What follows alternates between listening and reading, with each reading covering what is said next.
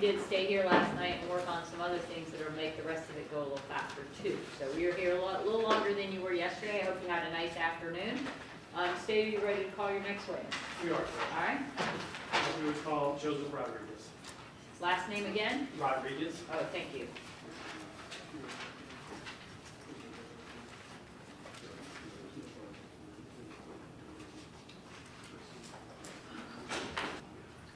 Good morning, Mr. Rodriguez. How are you? Good morning. Very good, thank you. If you can step to the podium. You can stop right there, raise your right hand, and be sworn by my clerk.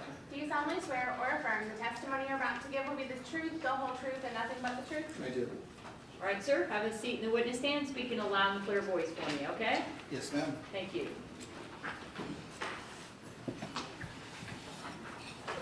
State, you may proceed. Thank you, Judge. Morning. Good morning. Could you please introduce yourself to the jury? Joseph Rodriguez. And Mr. Rodriguez, will you spell your last name for the court reporter? Yes, Rodriguez. And Mr. Rodriguez, where did you work during the month of September of 2014? The Florida Inn Hotel And where's the Florida Inn Hotel located? in downtown Tampa. And what was your job there? Night auditor. What does a night auditor do? Similar job description will be basically front desk as well as accounting for the hotel itself. And are you essentially the only employee there at night? Correct. And do you check in any guests that come in for late night check-ins? I do. On the night of September 4th, 2014, did you check in a guest at approximately 12:27 a.m.? Yes, I did. And did that guest identify himself to you as Adam Matos? He did. Now, does the Florida Inn have surveillance video inside of their lobby? It does, all throughout the hotel. Your Honor, may I approach the witness, what's been marked for ID is state 623?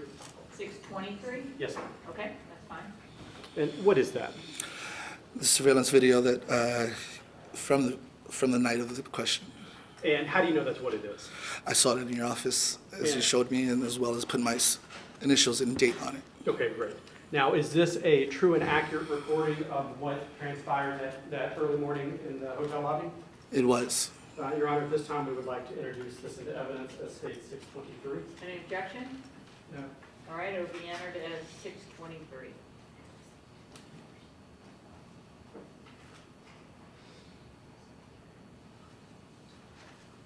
Now, Mr. Rodriguez, when a guest checks into the hotel, what is the process for booking someone in? You, of course, you request photo ID identification as well as credit card. If not a credit card, then the option is to pay cash as well as leave a cash deposit. Now, the night when you checked in Adam Matos, how did he pay for the hotel room? He paid cash. And did he present an ID? Yes, his photo ID. Now, when someone checks in, do you have them sign any documents? We do, which is a registration card just stating who's in the room, their name, addresses, everything's on it, as well as the total of the bill. And you said it's called a registration card. Correct. And Your Honor, may I approach the witness with what has been marked for ID as state 624? You may? And what is this document? This is the registration that he did indeed sign, stating that he was taking the room and paying cash. And so this is the registration card from that night? Yes, And this is the document that he signed that evening? correct. And is this a true and exact copy of that document? Yes, sir. Your Honor, at this time we would like to introduce this into evidence as state 624. Any objection? No. All right, 624 will be admitted.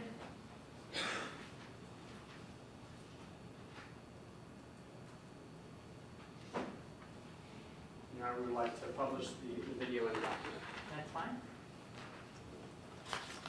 Mr. Everyone- Rodriguez, can you see that television from where you're seated? I can. Okay.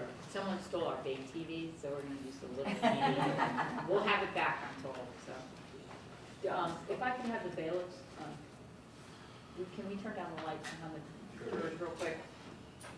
Makes it a little easier to see that one. Mr. Rodriguez, this surveillance video is video only, not audio. Correct. No, that one's fine. That one's hard. And then the ones behind them too. Perfect, thank you. It's a lot easier to see.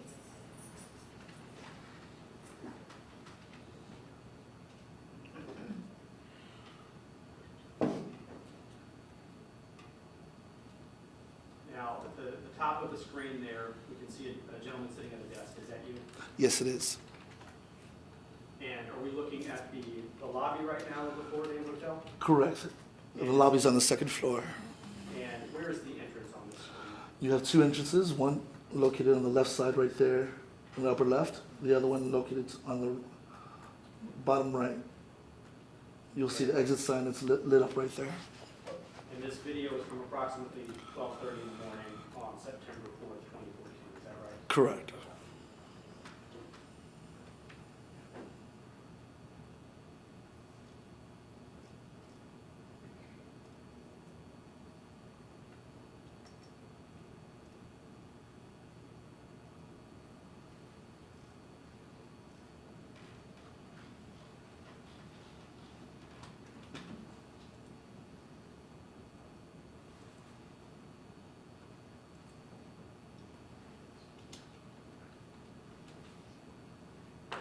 Now, is this the man who identified himself to you as Adam Matos? Yes, sir. And it was just the man and the child, no one else was with him, is that right? Correct.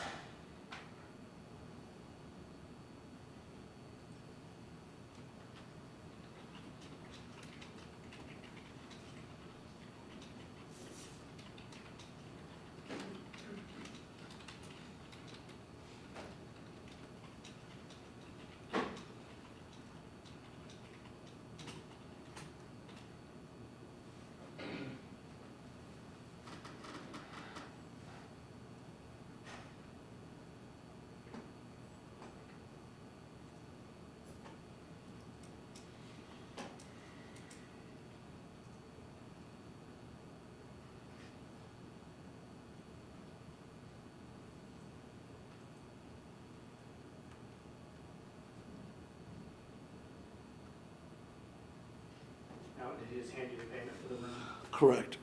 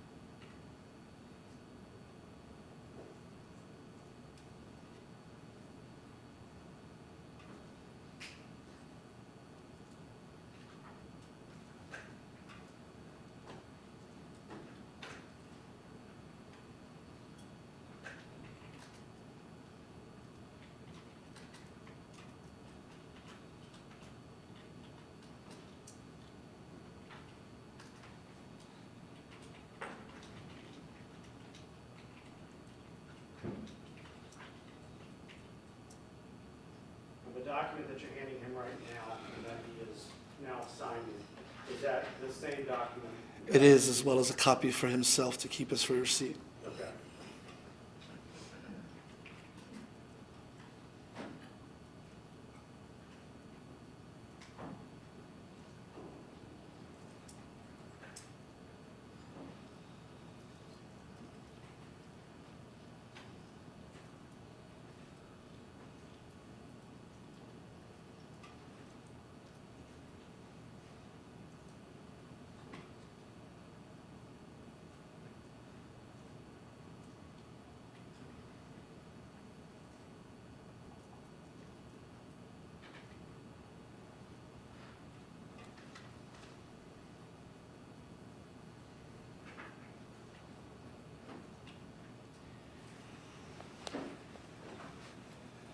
This document that's up on the TV now, is this the registration? No, you can't see it. Give me 1 second to get into photos.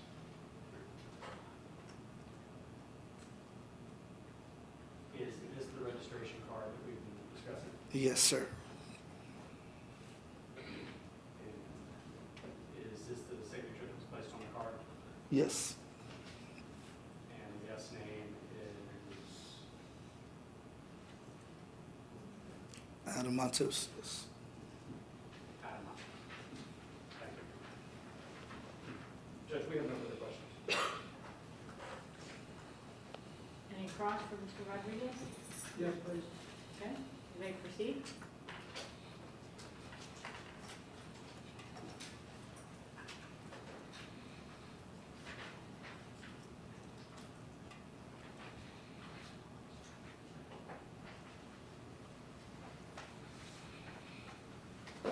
Good morning. Good morning. Just a couple of brief questions. Sure. You had been a night auditor of the Florida Inn Hotel for about 1.5 years at that time? Correct. Okay. And you said this was between 1 and 3 in the morning? Just after 12 a.m., yes. All right. And about 20 to 45 minutes after he checked in, did you get a visit from some other people? Correct. I want to say about 20 to a half hour after him checking in, 2 officers came in questioning, did Adam Matos check in? Now, he paid in cash, you said? Correct. And as far as ID, he gave you an ID with Adam Correct. Matos on it? Yes, sir. And of course, you remember the young child with him? Yes. Do you remember anything unusual about his shoe? The shoes, he had walked, when he was walking up the stairs, he had lost one of his shoes. And prior to him getting into the elevator, it was instructed him, state that the child did lose his shoe to make sure you get that. He went back and got the shoe? Correct.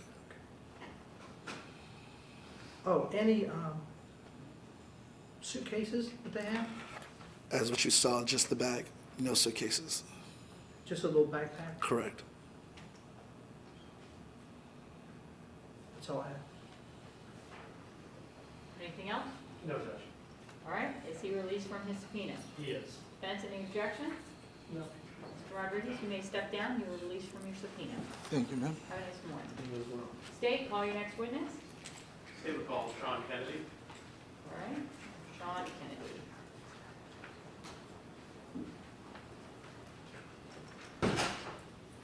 Good morning, Mr. Kennedy. Do you want to step to the podium? Raise your right hand. Be sworn by my clerk. Do you solemnly swear or affirm the testimony you're about to give will be the truth, the whole truth, and nothing but the truth? Yes. All right, you have a seat in the witness stand. Speak in a loud and clear voice for me. Yes, we'll go ahead and turn the light. We're not going to have any videos for a while. All right. No, we'll this turn the light back on. Thank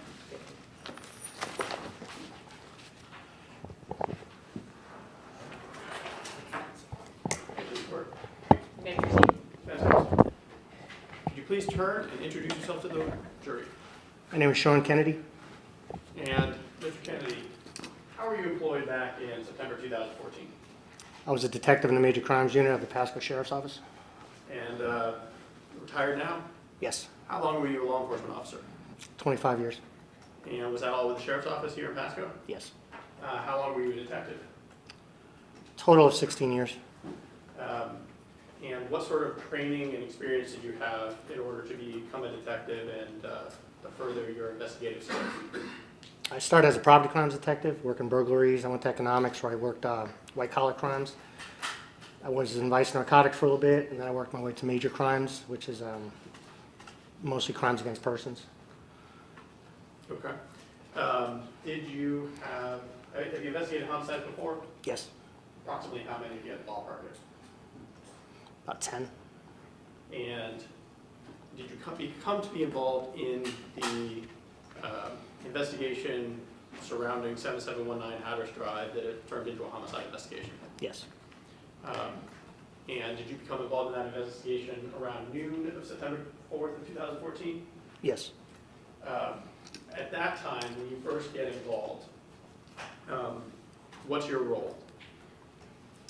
Initially, we were advised there was an investigation going on in Hatteras. We responded as a squad. Once on the scene, I was advised I was going to be assigned as the assistant lead detective in the case. Okay, and who's the lead detective? Detective Kugel? Now, when you first get there, had bodies been discovered yet? No. Were you trying to locate people? Yes. Did you know how many people you had missing? Initially, about 4, but then it moved up to about 6. Okay, and who were the different people you had missing? We had a child, his mother, his father, another couple, and another gentleman. Okay. Now, eventually, some bodies were discovered in a pile. You were made aware of that? Yes. Now, as that was being processed, the medical examiner responded in going through it. Did you guys yet know how many bodies were in that pile? No. Did you know the identity of those bodies? No. So you knew you had bodies. Did you know necessarily that they were connected to 7719 Hatters Drive? At that time, no. Did you have a strong suspicion about it, though? Yes. Was one of the people you were trying to, well, two of the people you were trying to locate, Adam Matos and his son Tristan? Yes. In reference to that, did you begin an investigation and start going different places to try and get information about people? Yes. Was one of the places you went Get Hooked? Yes. And what is Get Hooked? It's a restaurant down the street from the scene. It's a little fish place. Approximately how far is it from 7719 Hatters Drive? About 2 miles. Within biking distance, if one was so inclined? Yes. And did you make contact with the owner, Michelle Bittaker? Yes, I did. And who were you looking for when you were at Get Hooked? Adam Matos? And were you able to determine whether or not Adam Matos was still connected to that establishment? No. Overall, I assume he's not gonna tell us exactly, you're just finding out if he's connected. Overall, you may answer. And were you able to get any recent information about Mr. Matos from that establishment? Yes, I was advised that he did work there, but he wasn't working there since August 25th. In reference to a check, Yes. did you learn about a check that had been his last paycheck? Yes, he received a paycheck. And that that check had been cashed Yes. at some point? Did that lead you to Wells Fargo Yes. to speak with Stephanie Holliak and get information from her? Yes. Did you also go to the Fisherman Shack? Yes. Who were you looking for with regard to the Fisherman Shack? We received information that Megan worked there. Okay, and did you speak with Jimmy Sigler and Tanya Carlson there? Yes. You get information from them? Yes. Did you make contact with Nicholas Leonard's mother and father? Yes, I did. And was that in reference to trying to determine whereabouts of Nicholas Leonard or when he was last seen? Yes. They cooperate with you and provide you with information? Yes, they did.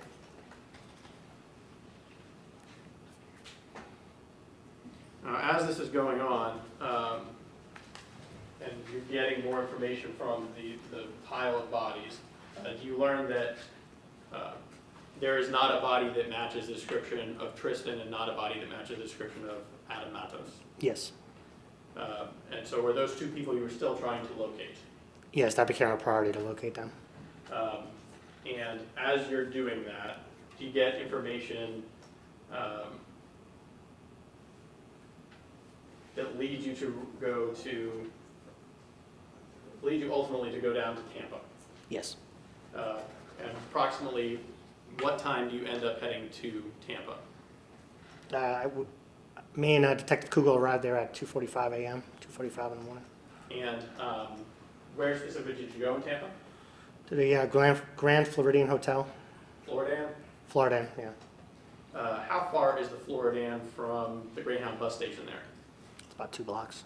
And the Greyhound bus station, is that a location that you later went to look for witnesses and evidence? Yes. Now, when you got to the Floridan, were you the only agency that was involved at this point? No, Tampa Police Department was involved. Did you have a good idea that the person or people you were looking for at that point were present at that location? Yes, we confirmed it. Okay. And eventually, does Tampa Police Department assist you guys in apprehending people in a specific room? Yes. And you recall what room you all went to? 1803. And at what time was Adam Matos apprehended? 6:12 a.m., 6:12 in the morning. So that would be September 5th? Yes. The morning of September 5th? Yes. And when he was apprehended, did you go up there at the hotel room and see him with the Tampa Police Department officers? Yes, once we were notified he was in custody, I immediately went upstairs. I observed him in the hallway in custody, several SWAT members, and I went into the bedroom. I'm sorry, the hotel room. I observed Tristan sitting there. And Tristan, approximately 4-year-old child. Mhm. Now, any other people in the hotel room? There was a couple of SWAT members that were just standing by with the child. Okay, but any other people who were not law enforcement? No. Did not come in order to apprehend Mr. No. Matos and Tristan? And was that hotel room secured by law enforcement so that you guys could eventually go through it and search it? Yes. And was that done? Yes. And were you present when that room was searched? Yes, I was. Judge, I've already shown defense counsel state's exhibits 614 through 618.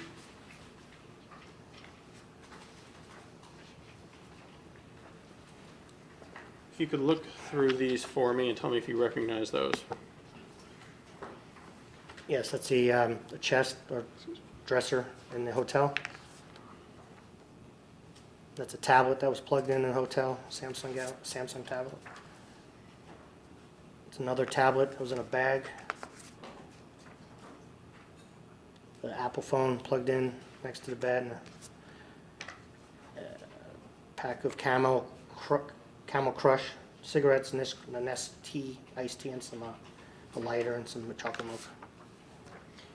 Are those all fair and accurate representations of what you saw in the Floridan hotel room that Mr. Matos had been in when you searched it? Yes. Now, other than the orange and blue backpack that we see there, was there any other luggage? No. Or suitcases? No. Were there any changes of clothes? No. Was there any toiletries? No. Toothbrush or I don't recall that. just phone, 2 tablets, and a bunch of snacks? Yes. And cigarettes? Yes. Judge, at this time, state would like to move state's exhibits 614 through 618 into evidence. Any objection? No, Your Honor. All right, they'll be so moved.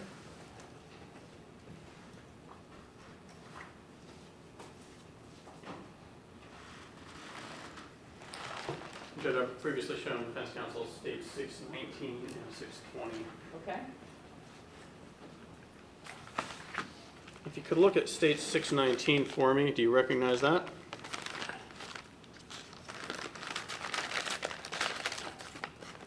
Yes, it's a cell phone from the hotel. And that's something that was collected at the time that you guys searched the hotel room? Yes. Judge, at this time, state would like to move state 619 into evidence. Any objection? No, Your Honor. All right, 619 will be in. So I'd like to show you 620. Do you recognize that?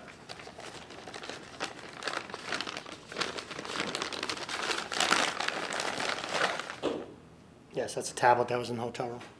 This time, they would like to move state 620 into evidence. Any objection? No, Your Honor. All right, tablet will be in.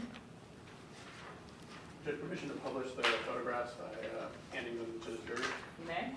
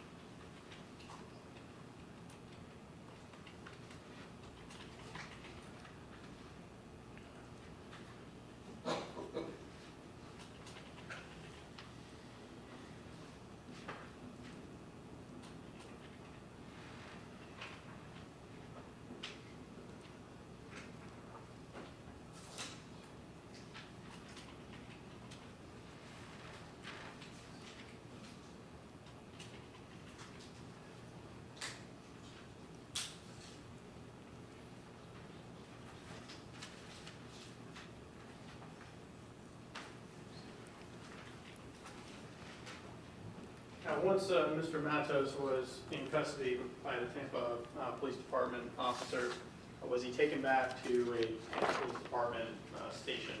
Yes, And did you and Detective Kugel go with him? yes, And approximately 7:15 in the morning, did you and Detective Kugel sit down and speak with Mr. Matos? yes, And did Detective Kugel read him his rights and inform him he had a right not to speak with you guys? yes, And did Mr. Matos agree to speak with you guys? yes, And did you then have a discussion with him? yes, And was it captured on video? yes, it was.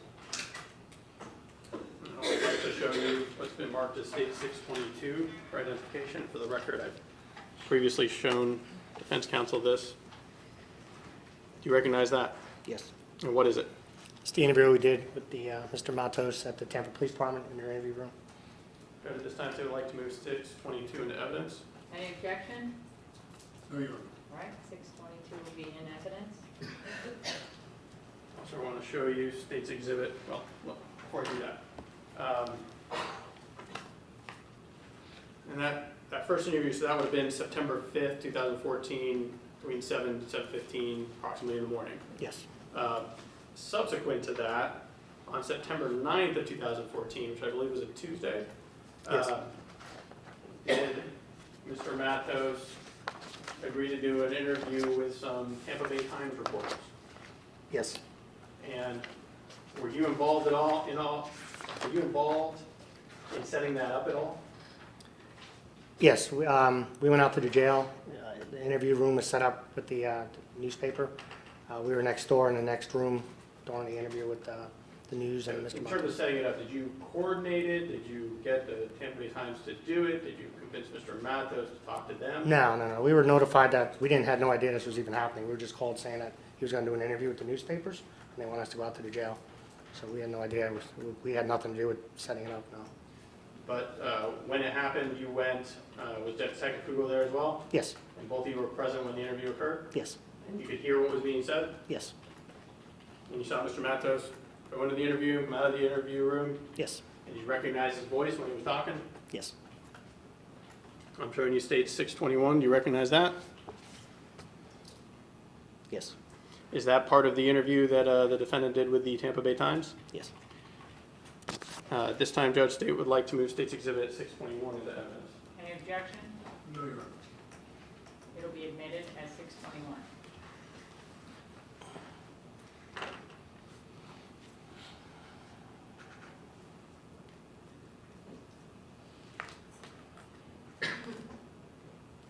Judge, if I can have just a moment. You may.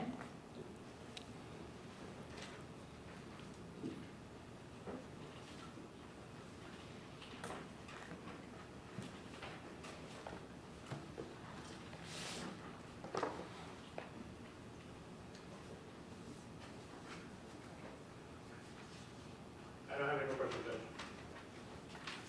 Cross? May it please the court, counsel. Good morning, sir. Morning, sir, how are you? Mr. Kennedy.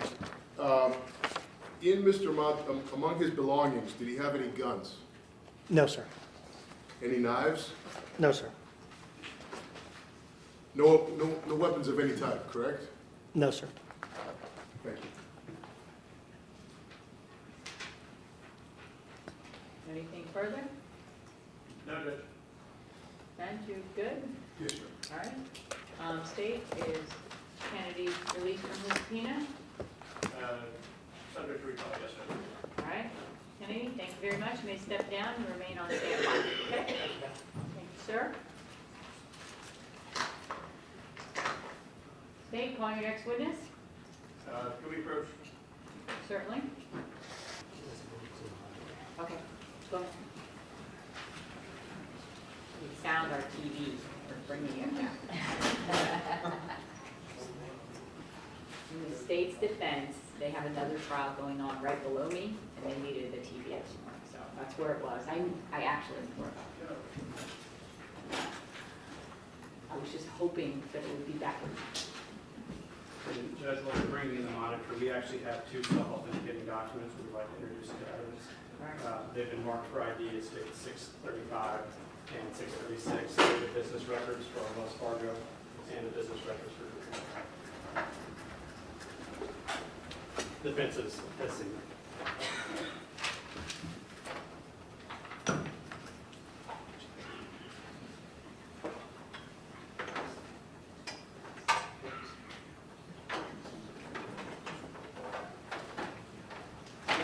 Your mark is what, 635?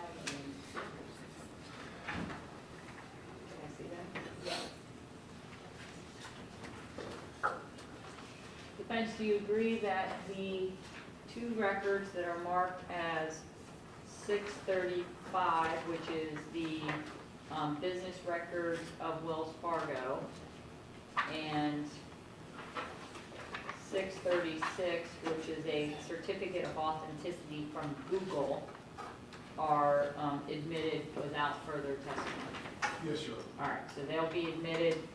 635 will be the business record with the business record certificate, and 636 will come in, which is the Google records.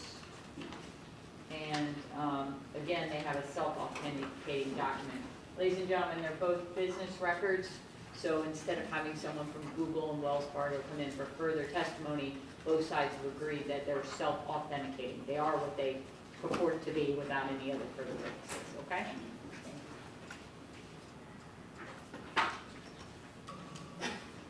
Do we have it working? One moment, Your Honor. Okay.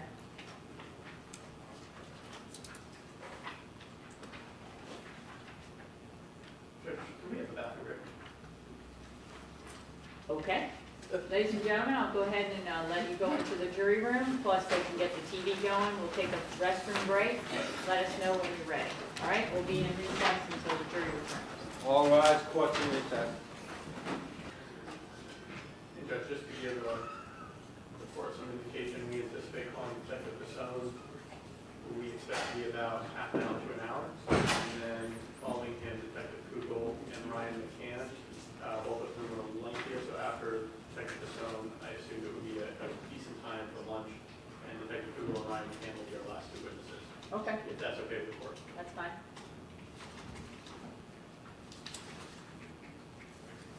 Just figured we should do this when the jury's back, but we also have one more business record and a stipulation. All right, jury ready, bring it back. Defense present, defense attorney stated. Jury is now entering the court, Your Honor. Thank you. Out to everybody, it doesn't matter. Jury is all present and seated, Your Honor. State, call your next witness. Judge, our next witness is Detective Anthony Bossone. All right. We also have one more business record and a stipulation. Okay, what are they marked? The business record is for New Star, is marked 634 for ID. And the stipulation is not marked. Does that need to be marked? No. Okay. I'll do Here's the the stipulation. Okay. And defense has seen the New Star records as well. Defense, any objection to the New Star records? No, Your Honor. All right, they'll come in as 634. Do you want me to read the stipulation now, or after the detective takes the witness stand? That was fine. All right, ladies and gentlemen, the parties by and through their undersigned attorneys hereby stipulate and agree as follows. Alleviating the necessity for the state of Florida to require the testimony of the individual involved in the process of extracting data from the defendant's cell phone. This stipulation does not extend to the relevance of the evidence listed below. That is decided by you, the fact finders. The custodian of records, or custodian for Apple Incorporated, would testify with respect to the extraction process of retrieving data from the defendant's locked cellular telephone and each step taken in the extraction process. Apple legal and technical support staff responsible for reviewing and responding to legal process and in appropriate cases recovering from Apple devices certain stored data are known as the extraction group. the custodian would testify to the following. First, the extraction group checks the legal process, i.e. the warrant, and evaluates if the process is appropriate and valid, and that the device has verifiable identification numbers, i.e. IMEI/serial numbers. Just so you know, I'm reading this verbatim, so I'm not adding or subtracting anything. That match those in the legal process. The extraction group then contacts the law enforcement agent and informs the agent that Apple can perform an extraction. The extraction group then obtains the device from the law enforcement agent, and once the device is received, 2 persons from the extraction group review all of the relevant documents to ensure compliance. The extraction group then boots up the device using an internal iOS machine. A read-only copy of certain information from the device is placed on a stored media, and that media is password protected before it is sent to the law enforcement agent in a sealed Federal Express box. The password for the encryption is separately emailed to the law enforcement agent. Apple devices can be protected by a user-generated passcode, which is used to encrypt the data on the device, which is a security measure, and because of this encryption, the extraction process can only access a limited subset of the data that is on the device, which is not encrypted, which the user generated password. The data that is accessible to be extracted includes pictures, videos, voice recordings, SMS database, address book, and recent call log. Before the extraction file is sent to law enforcement agent, Apple runs a hash to ensure data integrity. Hash values can be thought of as a fingerprint for the files. The contents of a file are processed through a cryptographic algorithm, and a unique numerical value, the hash value, is produced that identifies the contents of the file. If the contents are modified in any way, the value of the hash will also change significantly. The hash algorithm used in this case was SHA-256. After the extraction is performed and before the device and media are sent back to the law enforcement agent, both the device and the media are stored in a locked file cabinet in a locked office. This is a stipulation which will go back to the jury during deliberations and is agreed to by both parties. All right? State, are you ready for Detective Bossone? We are, Judge. All right. Detective can come in. Good morning, Detective. You want to step up to the podium for me? You want to stop right there, raise your right hand, and be sworn by my clerk. Do you solemnly swear or affirm the testimony you're about to give will be the truth, the whole truth, and nothing but the truth? I do. All right, sir, please have a seat in the witness stand, speak in a loud and clear voice for me.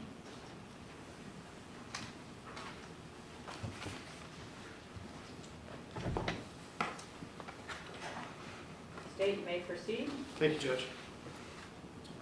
Morning. Good morning. Would you please introduce yourself to the jury? Anthony Bossone, I'm a detective. I'm sorry. Will you spell your last name for the court reporter? Bossone. I think you're about to tell us before I accidentally interrupted you. Where do you work? I'm a detective with the Pasco County Sheriff's Office, And what is your current assignment? Cybercrimes Unit. How long have you been with the sheriff's office? 17 years. 17 years is a while. I don't want the full 17 years of your training and experience, but will you give us your training and experience related to your current assignment of cybercrimes? Can I refer to an excerpt of my resume? Sure. Basic data recovery and acquisitions. And what is this you're telling us? So these are all training courses I'm going to lay out that deal with digital forensics, either mobile or computer. Okay. Intermediate data recovery and analysis, cell phone investigations, Katana Forensics, Lantern iOS First Responder Certification, Katana Forensics, Laboratory iOS/Mac OS X Certification, Computer Crime Investigation, Seized Computer Evidence Recovery Specialist, Celebrite Certified Logical Operator, Celebrite Certified Physical Analyst, CompTIA A+ Certification, Basic Computer Forensic Examiner's Course, Certified Forensic Computer Examiner through the International Association of Computer Investigative Specialists, Basic Network Intrusion Investigations, XRY Certification Training, XRY Intermediate Training,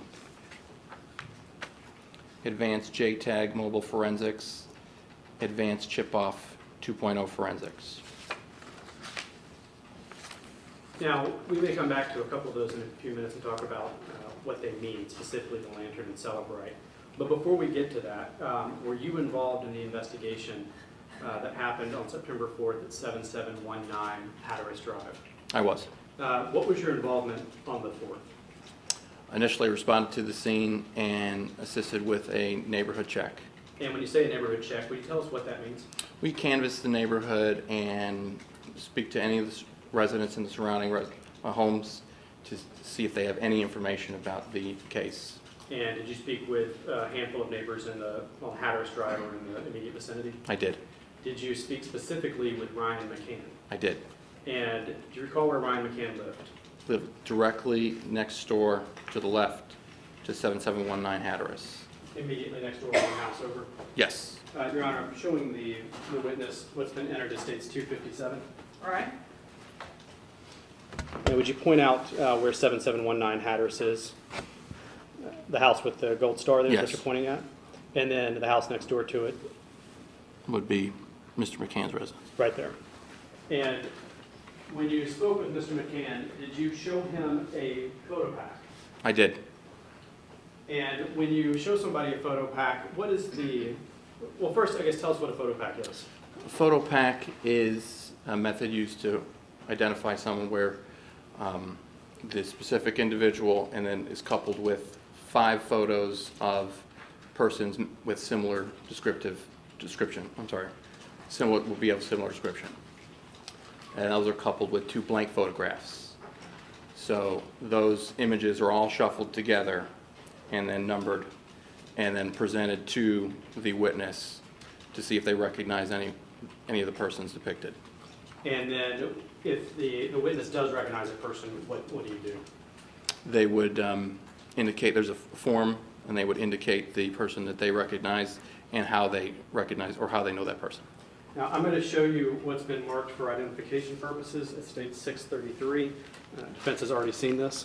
It's open here at the top. Would you mind looking at that without showing the jury and telling us what that is? This is the photo pack that I showed Ryan McCann. And is that the actual photo pack that you showed him? Yes. And the person you were trying to get identified in there, is that Adam Matos? Correct. Thank you.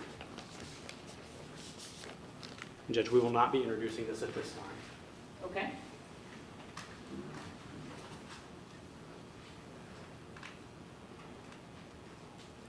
So while you were out at 7719 and in the area, did you have any other involvement with the case?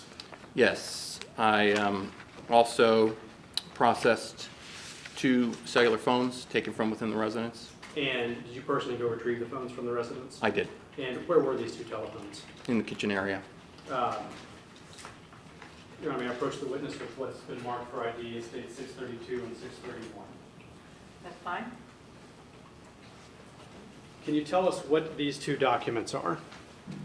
These are from the Celebrite extraction reports on the two devices. And let's talk about one at a time. First, let's talk about 631. Well, actually, before we even do that, tell us what Celebrite is. You mentioned the class earlier, and you just mentioned that's a Celebrite report. Celebrite, what is it? sorry. Celebrite is a mobile device extraction tool. It is to pull data from cellular phones and tablets and for investigative purposes. And is this the standard software that law enforcement uses to examine data on cellular telephones? Yeah, it's very common. And is a Lantern another one? Yes, And that's one of the programs you mentioned earlier when you were reading your classes. correct. So what sort of data does this document give us? Is what type of information? Shows the device model number. If you look, there's a mobile directory number, which is the phone number that corresponds to the device. It gives you extraction date and time, method that was done, and it'll give you a summary. This particular thing shows summary of what was pulled, whether it be contacts, text messages, multimedia messages, whatnot. And is that a true and accurate copy of the report that you generated using Celebrite?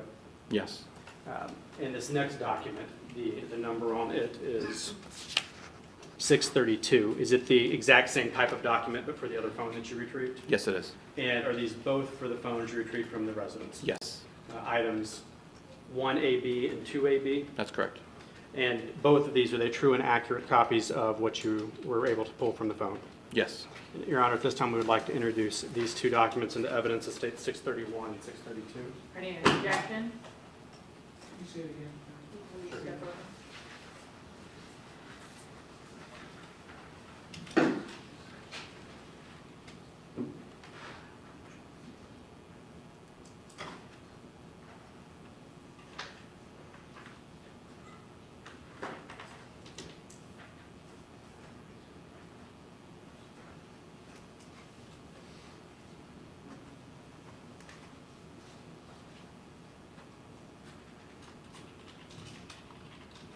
No objection, Your Honor. All right, they'll be admitted as 631 and 632 into evidence.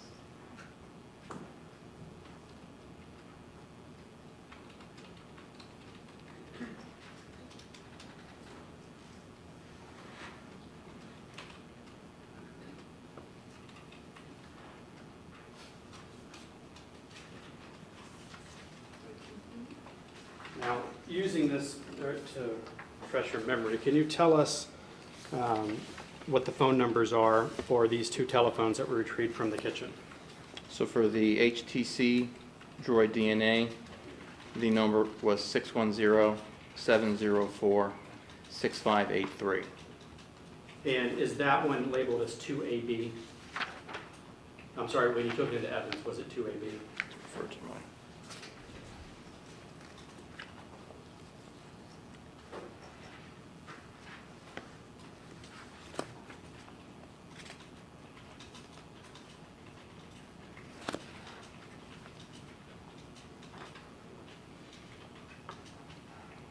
See the HTC Droid. I'll show you the property receipt with that. Yes. Copy.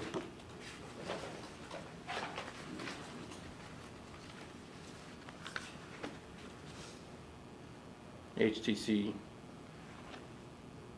Droid Max. HTC Droid was 2AB. Droid DNA.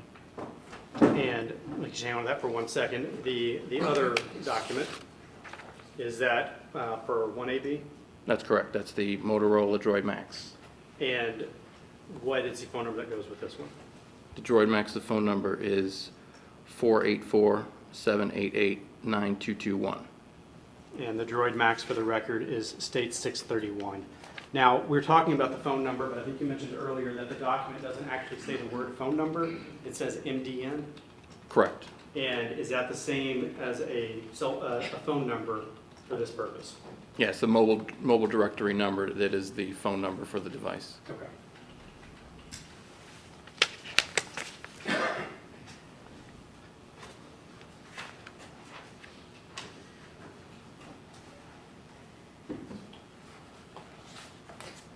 Now, were you also involved in analyzing the data from item SK3, a locked iPhone? Yes, So when the sheriff's office gets or I think the procedure may have changed a little bit since 2014, since the technology of the cell phones has changed, but back in 2014, when you got a locked iPhone, what is the process for trying to evaluate the data on that phone? we would need to send the device to Apple for them to perform the extraction. That would require us to get a search warrant for the device and send that along with a new unused external hard drive. Apple would extract the device, put the information onto the hard drive, and then send the items back to us. And is that what was done in this case? Yes. So you get this hard drive back from Apple that contains the data that they pulled off of the telephone. Correct. Now, what do you do with that data once you have it on this hard drive? We would view the data through a forensic tool, Lantern, Celebrite, XRY. And that last one that we've talked about yet, what is it? XRY is another mobile device forensic tool. Is it very similar to Celebrite and Lantern? It's similar, yes. Okay. Now, did you specifically run this particular phone data that was retrieved from Apple through Celebrite? I did. And were you able to put the data in a format where it was legible? You could read it and easily tell what it was. Yes. So I'm going to approach with State 626. Can you tell us what this document is? And it's 626 for ID. This is the multimedia messages which were pulled from the extraction provided by Apple. And will you tell the jury what multimedia messages are? They are messages containing pictures or video that you would send like a text message, but it contains that content. And how is that different from SMS? So SMS, short message services, just simply text messages, where there's no actual video or pictures, it's just message, just text. And is it fair to say, at least that a simple explanation is that MMS, multi-message, Multimedia message? thank you, and SMS, the short messaging service, are both different types of text messages? Yes. Okay. And that document there, is that a true and accurate reflection of the data that was pulled using Celebrite from the Apple extraction? Yes, it was. Your Honor, at this time we would like to introduce States 626 into evidence of State 626. It'll be admitted of the objection of the defense previously raised.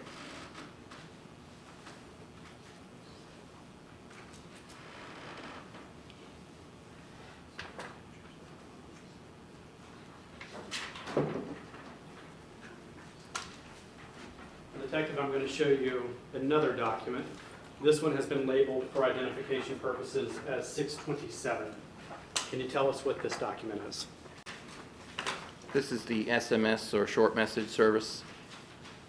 Is that the data that was pulled from the same Apple extraction? Yes, it is.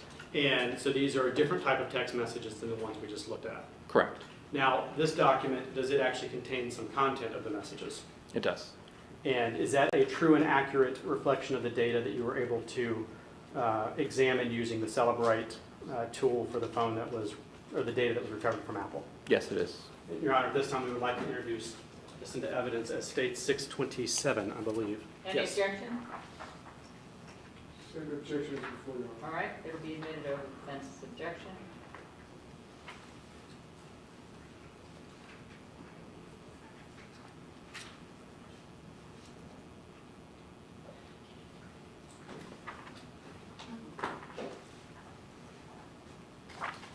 And now I'd like to show you what's been marked for ID as State 628.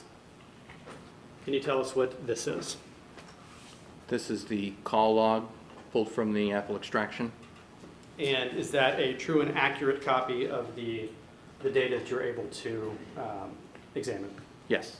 And when you say call log, could you give us a brief idea of what that means? Just a record, you know, on your cellular phone, you have a record of your calls. That is this information for that particular device.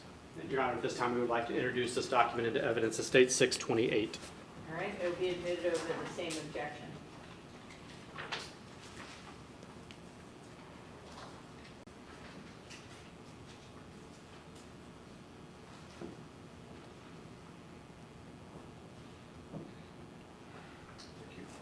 Your Honor, we'd like to publish to the jury. May?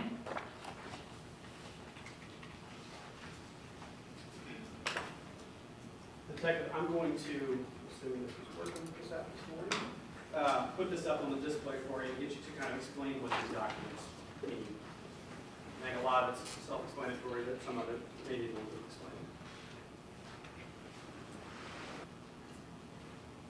All right, I'm trying to do this where it can be read. Detective, if you need to step down, go for it. Okay.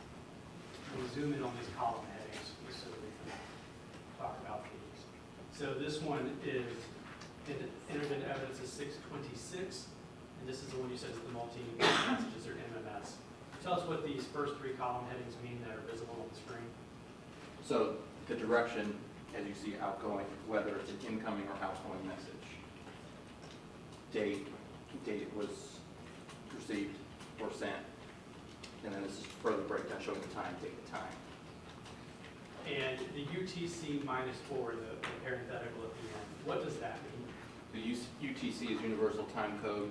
UTC minus 4 is Eastern Daylight Time. And September and August are those Eastern Standard Daylight Times here in Florida. Yeah, Eastern Daylight, yes. And the very first column that just has a number sign with 1, 2, 3, 4, 5, 6, is that just literally a running count of the rows? Yeah, that's simply just a count. Okay. I'm going to slide over. All right, so these next 4 columns, can you tell us what these are?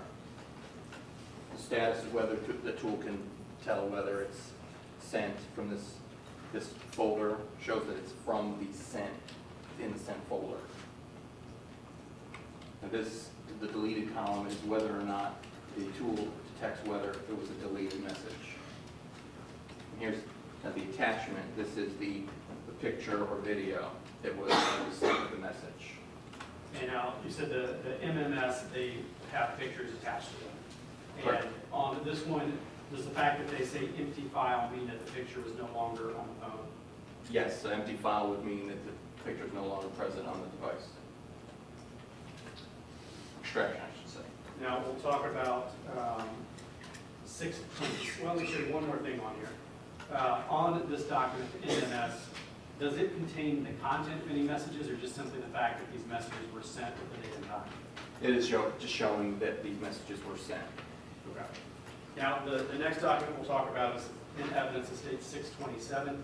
Again, we'll go through the columns just to make sure that everybody is on the same page with what they are.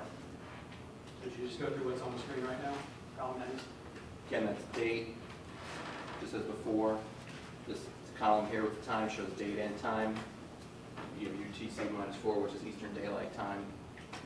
The direction of the message, whether it's an incoming or outgoing message. Let me slide it over to the next few columns. Okay.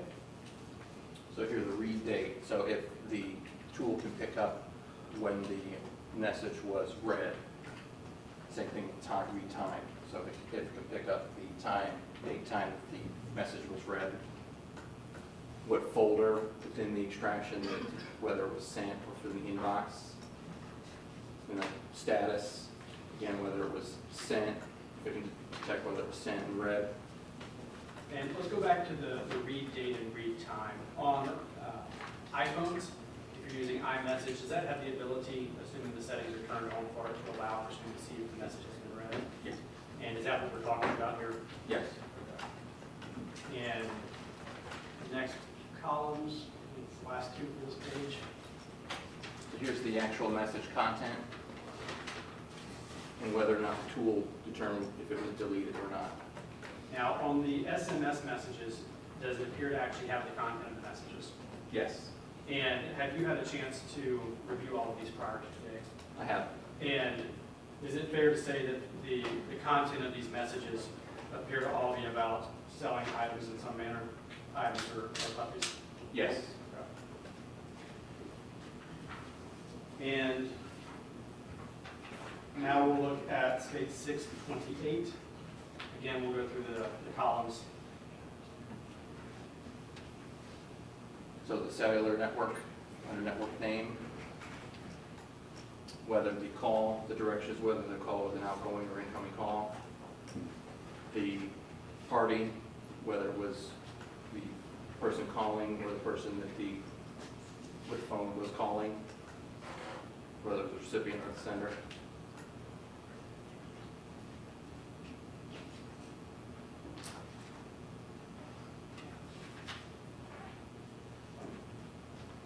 Again, date the call was placed or received, date with the time, duration of the call, and whether was an outgoing or incoming call.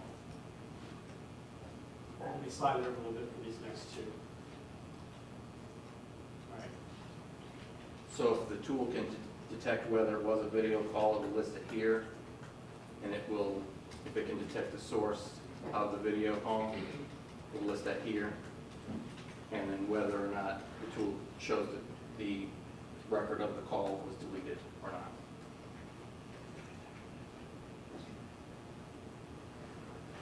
Thank you, Detective. Your Honor, may I have just one moment? You may.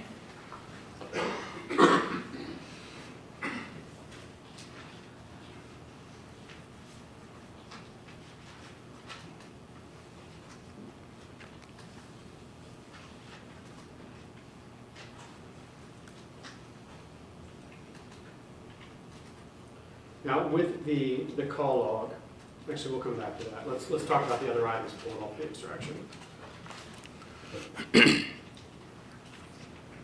Now, were you able to remove some photos from the extraction? Yes. And when I say extraction, I think you know what I mean, but just to be clear for the record, I'm referring to the extracted data that Apple pulled off the phone and sent to the sheriff's office. Yes. And I'd like to approach the witness judge with what's been marked for ID as state 630. You may. Without showing the jury, can you look at these documents and tell us what that is? Photograph of a dog. Well, you don't need to be that specific Okay. right now. Could you kind of just flip through all of those and tell us in general what those documents are? We'll go through it in a Photographs. minute. These are photographs which were recovered through the device extraction.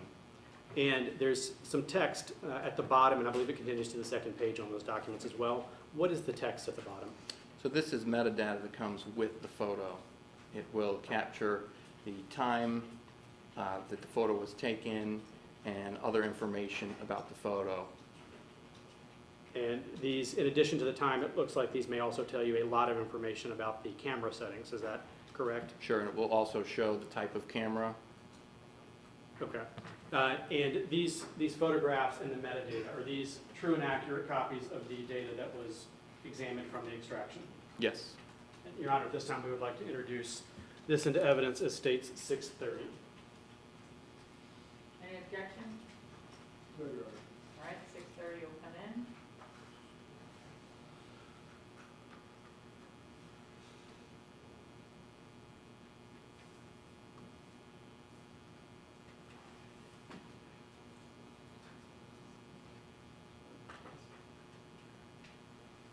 Your Honor, may we publish? You may.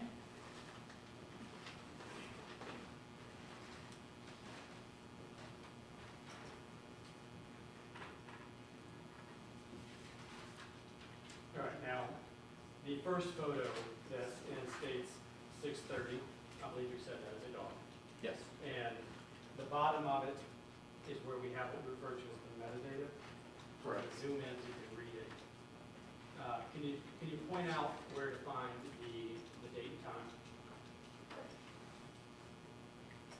And what is the date and time for this photo?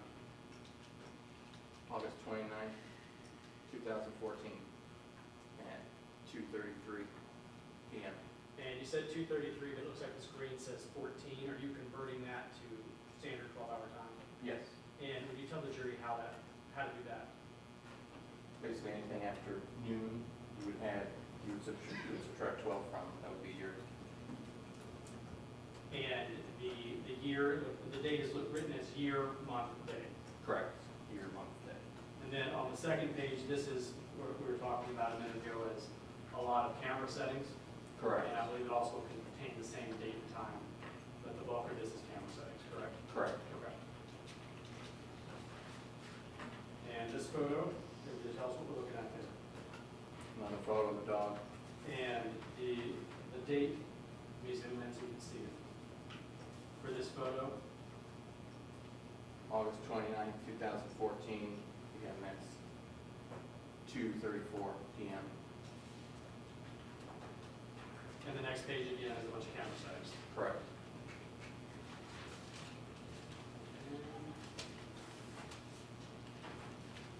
More pictures of dogs inside a house, correct? Correct. And the date for this one, August 29th, 2014 at 2:34 p.m.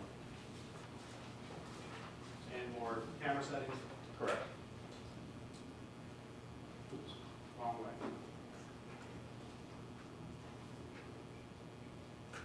And what is this photo? Photo of subject holding a dog. And the date, date and time on this one? August 29th, 2014 at 4:47 p.m. And again, the second page is the camera information again, correct? Correct.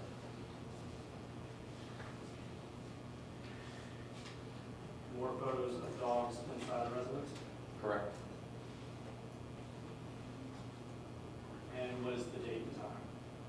August 29th, 2014 at 4:47 p.m. More camera settings?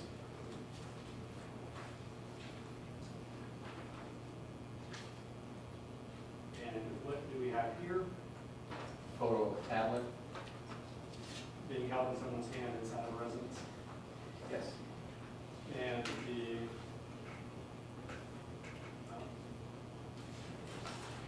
date and time for this photo? September 2nd, 2014 at 12:16 p.m. More camera settings? Correct.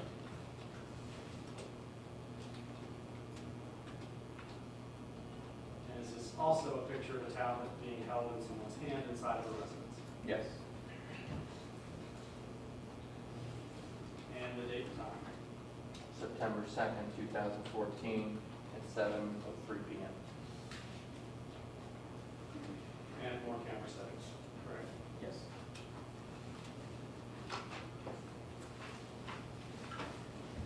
Now, in addition to these photographs that you were able to get from the extraction, were there also thumbnails on the phone? Yes. Could you tell the jury what a thumbnail is? Thumbnail is generated with the photo, so you can view it like on your phone in your gallery application. So instead of scrolling through the huge photo, it's just a small photo, so you can scroll through that application. And are they lower quality photos than the actual image? Yes. And is essentially a space-saving thing, so you could have a small image to view? Right. Okay. I'm going to show you what's been marked for ID as State 625. Could you tell us what that is? These were thumbnails, or disc containing thumbnails recovered from the extraction. And how do you know that's what that disc is? I reviewed them. And did you indicate on the disc that that's the one you reviewed? Yes, my initials and the date. Okay. And is this a true and accurate reflection of thumbnails that were recovered from the extraction? Yes. Your Honor, at this time I would like to introduce this into evidence of State 625. Any objection? What do you want? All right, it'll be in the 625.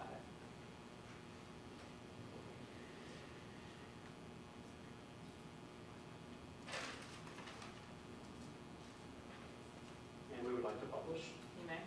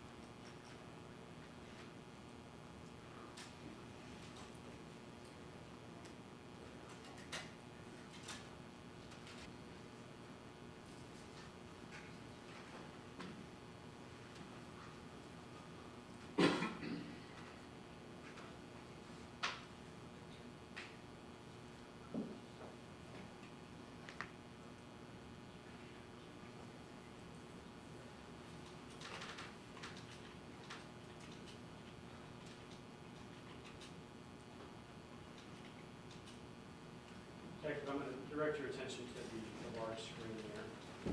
And these are the thumbnails that were taken from the telephone placement. Is this correct? Yes. All right, I'm just going to click on some of these. They don't get much larger without getting too pixelated. We'll zoom in a little bit on them.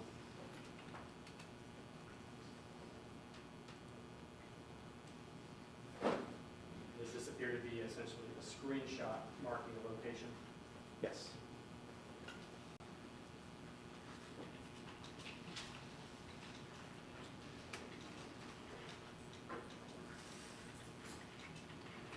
Again, is this a screenshot marking a location? Yes. And now we mentioned earlier that these are lesser quality. And that's the reason for the zooming in being not very good. Is that accurate? That's accurate. Now, this is that a television? Can zoom in some. Yes.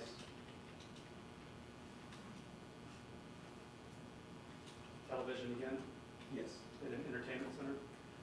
That's correct. Again, television in an entertainment center? Yes. Living room with couches and table and maybe a rug or something in the back? Yes. Is that a tablet? Tablet, yes.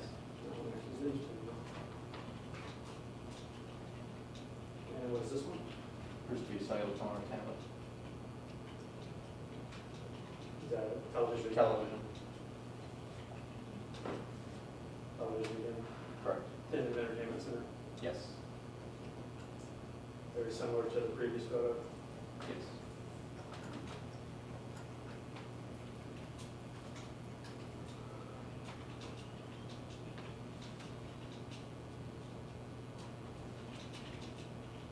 Yeah, what is this one? A dog lying on newspaper Inside a residence? inside a residence. Dog inside a residence? Dog inside a residence. Another photo of a dog inside a residence. Two dogs inside a residence. And there, it looks like there's some Gate. sort of pen or gate Correct. blocking part of that. Is that accurate? Yes. Can you tell what that is? Appears to be someone's foot, legs Inside a residence? inside a residence. Dog on newspaper inside a residence. Dog inside a residence. Dog inside a residence. Dog in pen.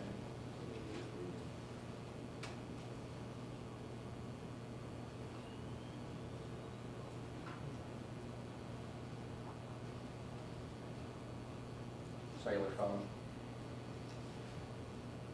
Cellular phone. Cellular phone. Cellular phone. Cellular phone.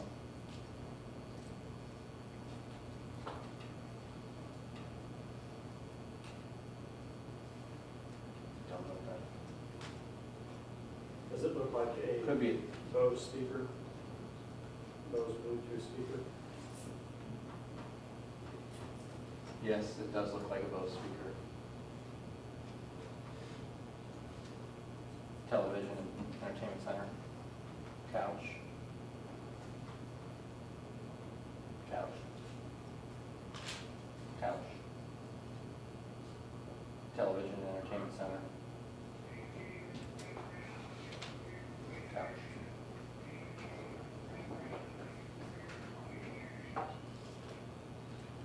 Unfortunately, we're going a little faster than the computer can load the photos, so it's trying to catch up with us. Dogs Inside a residence? inside a residence. Dogs inside a residence. Dogs inside a residence. Does there appear to be something behind the dogs? Appears to be the gate.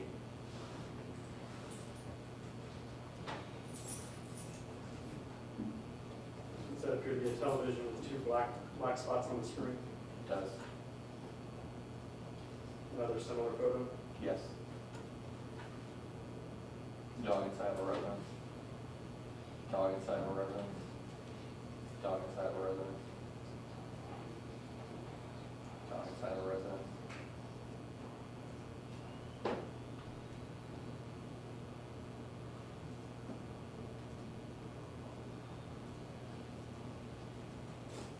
Dog in the subject's hand.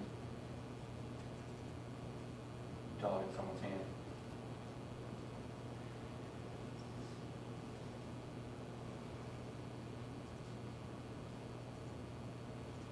Laptop computer. Chess.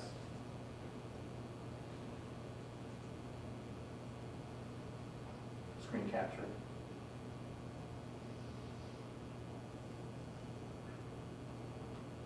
Another screen capture.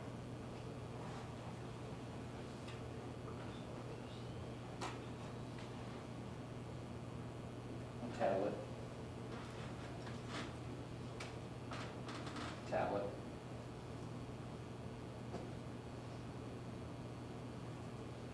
Thank you, Detective.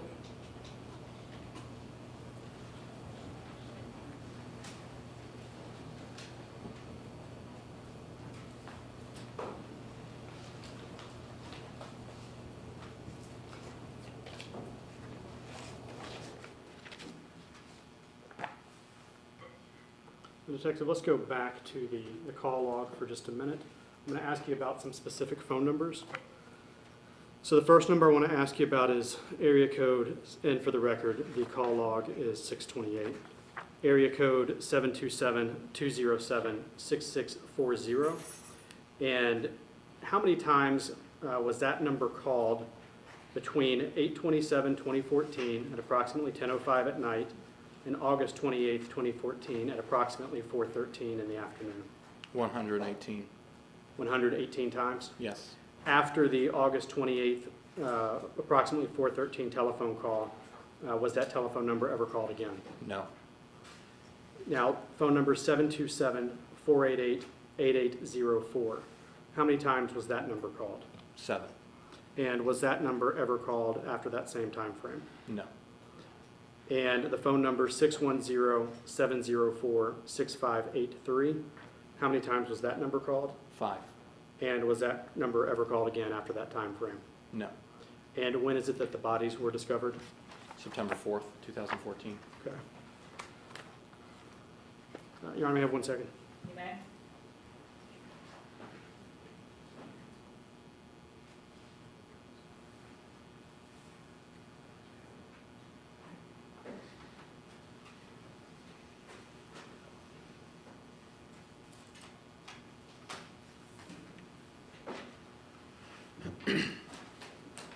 Now, Detective, with the text messages, the printout here, is that all of the text messages that were recovered from the phone?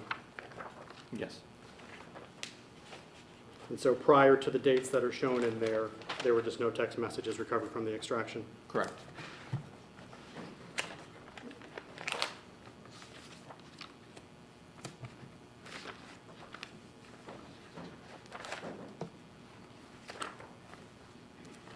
Your Honor, may I have just 1 moment to show some items to defense?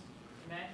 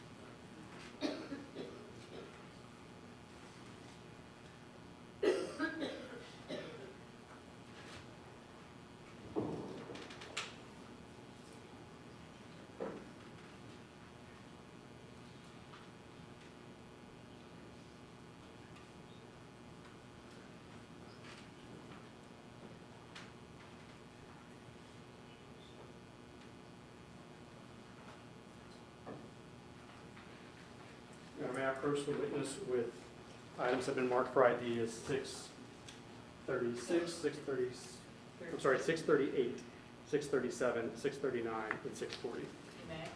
Without showing us to the jury, will you please tell us what that is? This is screen capture. All the documents, sorry. just in general what they are. These are screen captures recovered from the device extraction. And are these all true and accurate copies of the extraction data? Yes.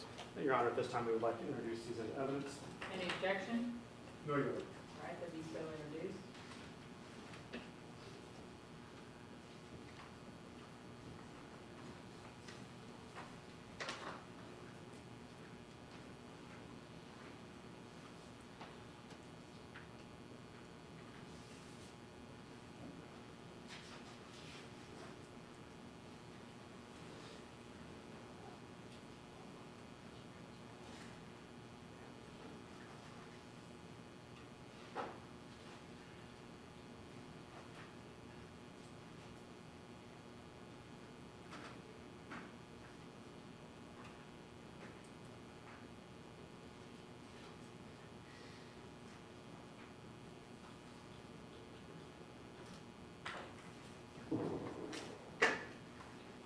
Your Honor, may I publish?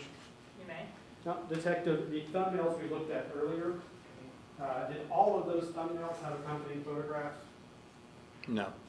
When I say accompanying photographs, I mean the larger photo that the thumbnail represented. No. Did some of them have accompanying photographs? Yes.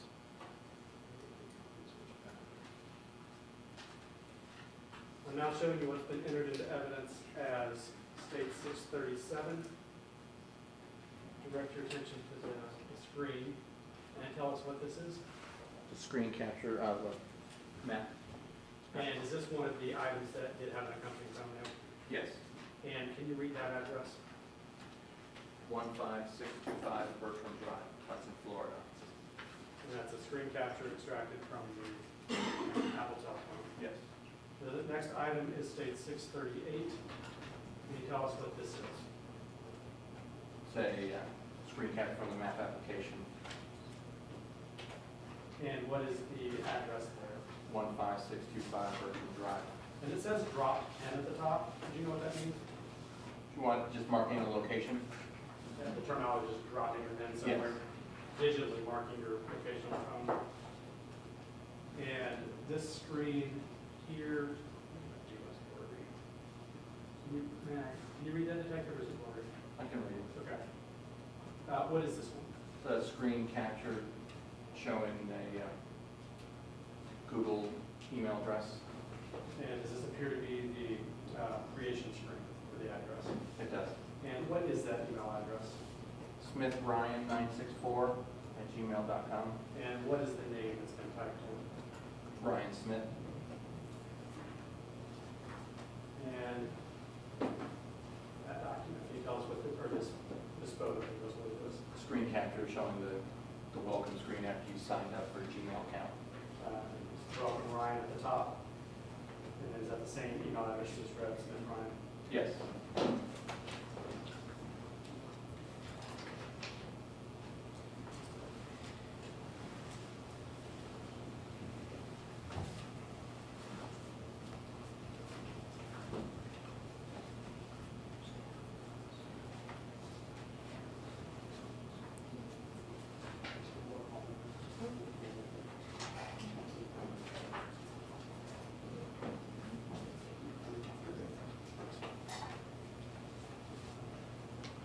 Now, Detective, I'm showing you what's been introduced into evidence at State 634.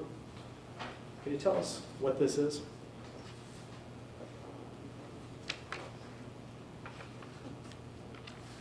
This is subpoena results from an IP address request. And what is the process for getting those? You identify the IP address and you contact the internet service provider, request that they provide you the customer assigned to that IP address.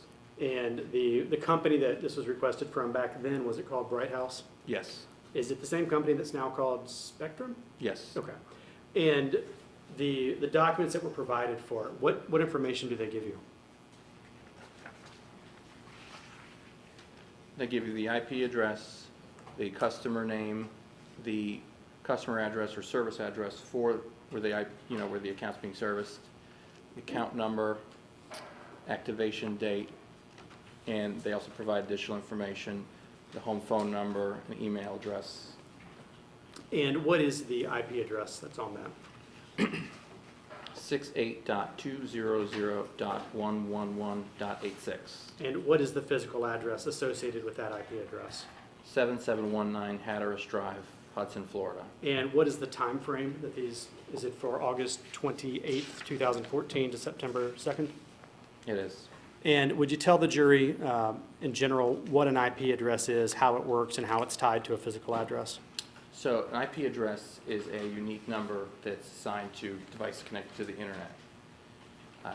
So an IP address works, you need to have a unique number. When you request something on the internet, you go to a website, that information has to be able to come back to you.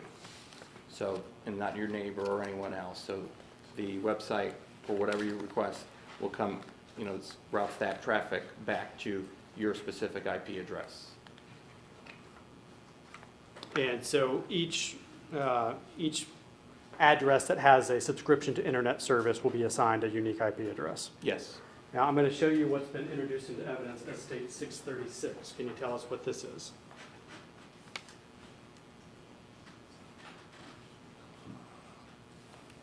It's results of a subpoena request to Google regarding Gmail account in the name of Smith Ryan 964, Matos, Adam 6, and Jake VNSO. Would you say those last two again? Is it Matos Adam 6? That's one username? Yes. And then what was the third username? Jake, so JakeVNS, it's like a 0 actually. And was the IP address information provided from Google for these, when these accounts were last accessing the internet? Yes.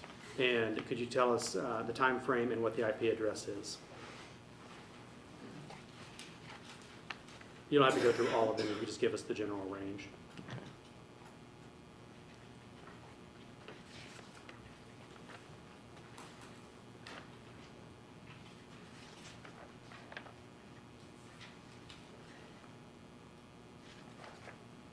So for the Jake VNS0, the IP address is 68.200.111.86,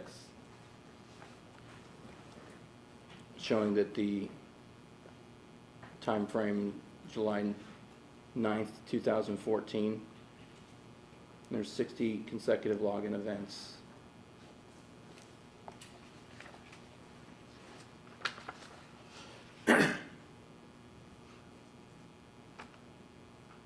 For the Matos Adam 6,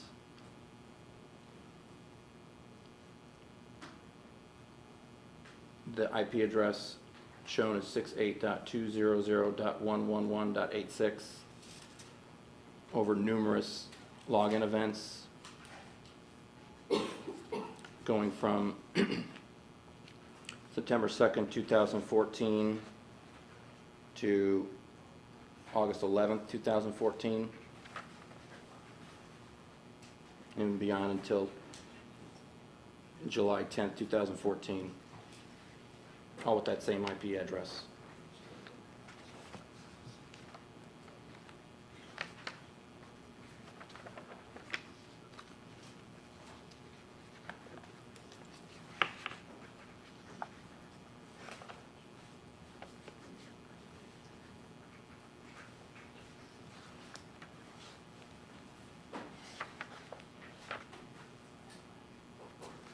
Did you get all three addresses? I don't see Smith Ryan.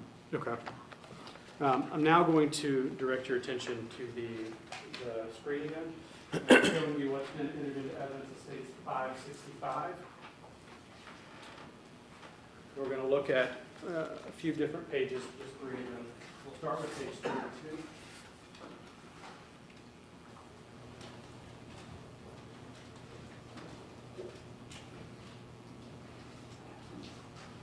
And we can read that yet. Zipping up to read that. Yes. Okay. This is first, say Craigslist posting data guide. Correct. Now, what is the email address that we're looking at here on page 32? What does it say? Poster email? jakbns0@gmail.com. And what is the poster ID? 68.200.111.86. Now we're going to go to page 33 of that same document. You tell us the poster email. matosadam6@gmail.com. And the IP address. 68.200.111.86. And now we're going to flip to page 44 of the same document. Can you tell us the poster email there? SmithRyan964@gmail.com. And the poster ID? 68.200.111.86. And those IP addresses are all the same, is that correct? That's correct. And are they the same IP address that we read earlier that was assigned to 7719 Hatteras Drive? Yes, it is.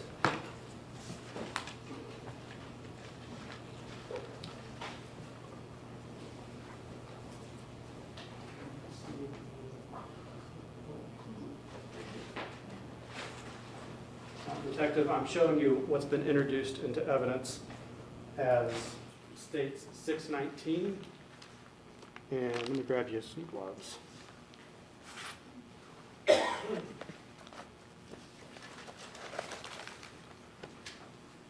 Is that item number SK3 that was entered into evidence that was sent to Apple and the extraction data was obtained from?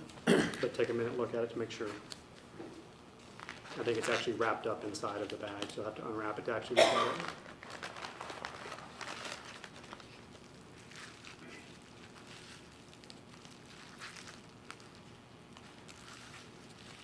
Yes.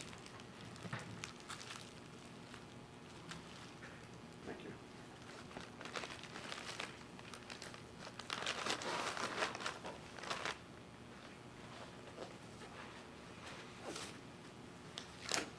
Now, I'd like to kind of switch subjects just a little bit and talk about two other photos. I'm now showing you what's been marked for identification as states 629.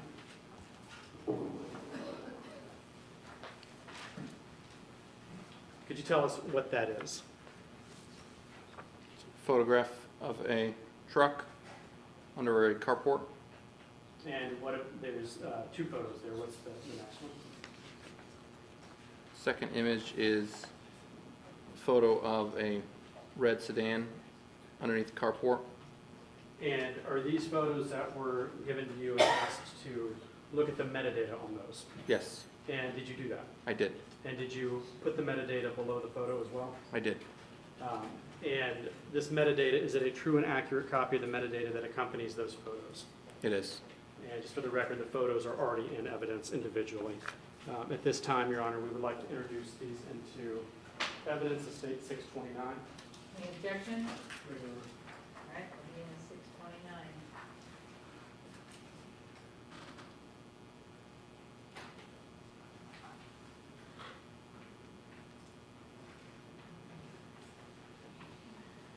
Detective, I can direct your attention one more time to the screen there.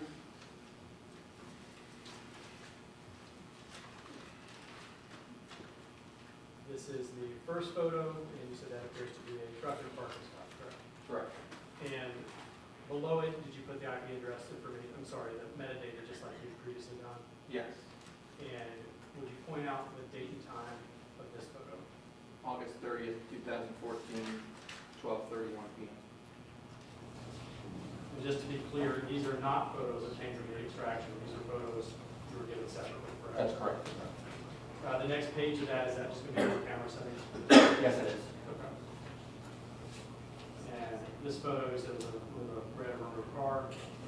And then what is the date and time that goes with this photo? August 29th, 2014, at 6:26 p.m. And again, this photo also not obtained from the extraction, just a separate photo you were asked to analyze the metadata on. Yes. Okay.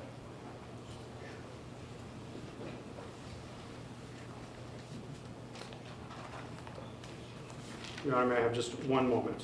You may.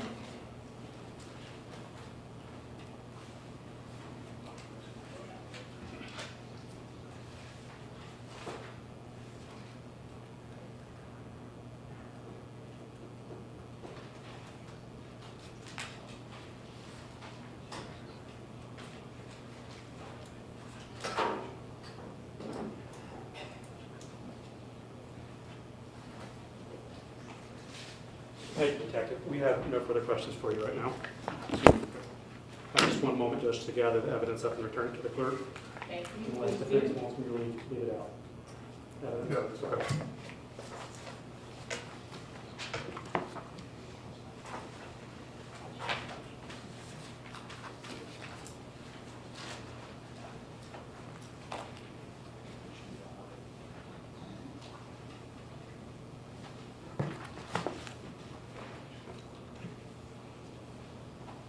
All right, Cross?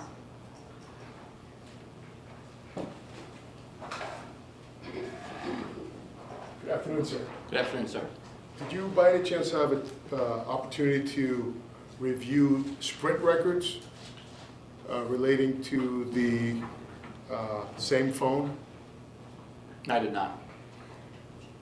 Would you be able to, if there was a discrepancy between the two, to decide which one is more accurate, the Sprint records or the records that were extracted from the Apple phone? Would I be able to determine which is more accurate? Right. No. Thank you, sir.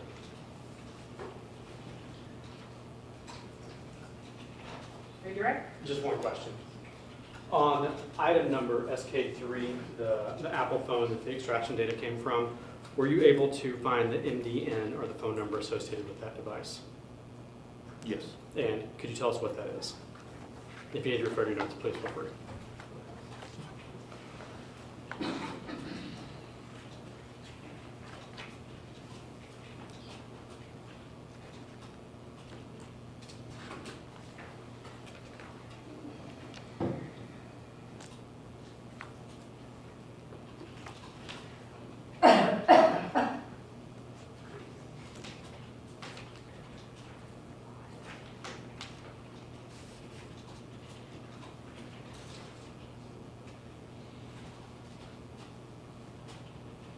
Four eight four 951 2687. You read slower so the Oh, clerk I'm sorry. can type it down. Maybe it's just me, but I actually got that. Can you read it again? 484 951 2687. Thank you, Detective. We have no other questions. All right. Is he released from his subpoena? Actually, Judge, we'd like to hold on that. All right. Sir, you may step down if you remain under your subpoena, or you're released for now. Okay? Thank you. Ladies and gentlemen, it's 12:05, so we're going to go ahead and take lunch at this time. If you want to put your papers away. We're going to have you back in the jury pool room at 1:10. I understand we have the two next witnesses, well, the next witness is longer than this witness, so, but we are moving along at the required pace. So I'll have you back down in the jury pool room at 1:10. No tweeting, texting, blogging, or looking at anything. You guys did great. And we'll see you back downstairs at 1:10, all right? We'll be released for lunch.